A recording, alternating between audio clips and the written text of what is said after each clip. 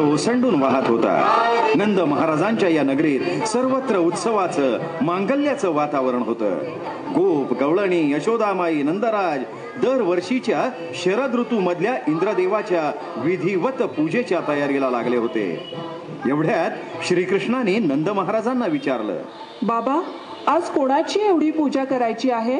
कान्हा, ह्या दिवशी अवघे गोकुळवासी साक्षात इंद्र महाराजांची पूजा करतात. त्यांच्या वरदहस्तानं वरुणराजाच्या कृपादृष्टीनं पाऊस पडून धनधान्याची दूध दुभत्याची गंगा या नगरीतून वाहतीये आणि त्यामुळे दरवर्षी अवघे गोकुळवासी इंद्रदेवाला प्रसन्न ठेवण्यासाठी त्याची पूजा आणि यज्ञ करतात. बाबा, पाऊस इंद्रदेवामुळे पडत नाही, तर या गोकुळाच्या गोवर्धन पर्वतावरील घनदाट वृक्षराजीमुळे पडतो. तोच या समृद्धीचा स्रोत आहे.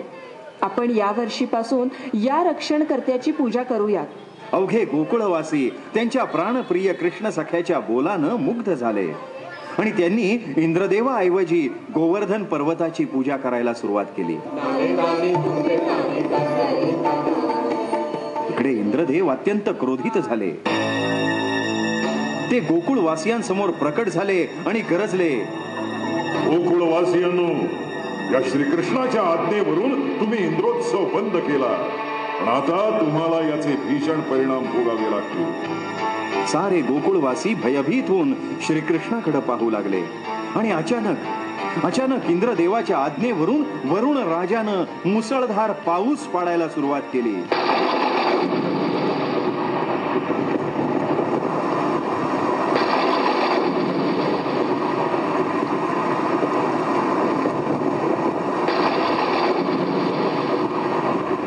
सारे गोकुळवासी भयभीत झाले.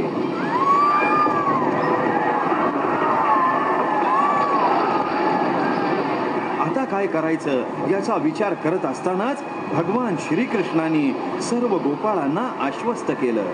ते म्हणाले, हे गोकुळवासियांनो, आज आपण ज्या गोवर्धनाची पूजा केली तोच आपलं रक्षण करेल. चला, आपण त्याच्या आश्रयाला जाऊया. सर्वजण सहपरिवार गोवर्धन पर्वताजवळ आले. भगवान श्रीकृष्णांनी गोवर्धन पर्वताला वंदन करून आपला हस्तस्पर्श करताच काय आश्चर्य, सारा पर्वत श्रीकृष्णाच्या करांगुलीवर उभा राहिला.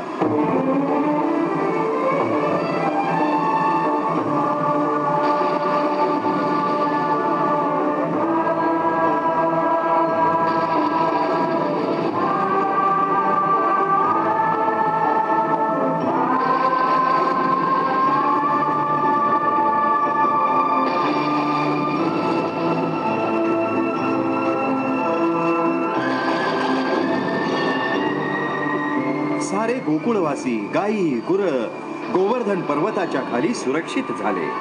इंद्रदेवानं सतत 7 दिवस मुसळधार पावसाचा वर्षाव केला, तरीही गोवर्धन पर्वताच्या आश्रयाला आलेल्या समस्त जनांना कोणतेही कष्ट, कोणतीही चिंता उरली नाही. ते सर्व आनंदानं आणि सुरक्षित राहिले.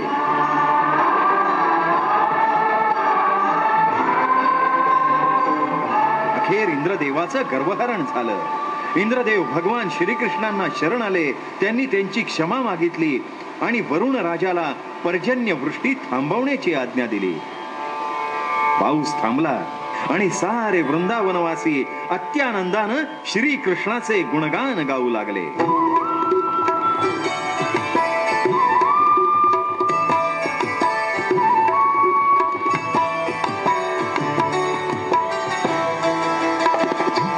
आपला मारुती मंडळ सार्वजनिक गणेशोत्सव मंडळानं यंदाच्या 40व्या वर्षी सादर केला देखावा श्रीकृष्ण लीला गोवर्धन पर्वत. देखाव्याची संकल्पना मंडळाचे कार्याध्यक्ष डॉक्टर गणेश परदेशी, मंडळाचे अध्यक्ष माननीय रवी परदेशी, श्रींची मूर्ती कैलासवासी चंद्रकांत परब, देखाव्याची मूर्ती माननीय सतीश राऊत, पडदा रंगकाम माननीय कुमार खोतनेस, सजावट माननीय मुरलीधर बागडे, यांत्रिकीकरण माननीय उपेंद्र भंडारी, मंडप माननीय सुरेश कांबळे, कोमल मंडप डेकोरेटर, विद्युत यंत्रणा माननीय राजू दडगे. मंडळाचे कार्यकर्ते पांडुरंग भंडारी, प्रसाद परदेशी, राहुल हुबळीकर, विनीत बागडे, आणि मंडळाचे सर्व कार्यकर्ते पदाधिकारी. ध्वनिमुद्रण चंद्रकांत दोमा. देखाव्याचं निवेदन राधेय भागवत, ओंकार थत्ते, दीपक रेगे. मंडळ सर्व गणेश भक्तांचं, हितचिंतकांचं, वर्गणीदारांचं शतशः आभारी आहे. धन्यवाद.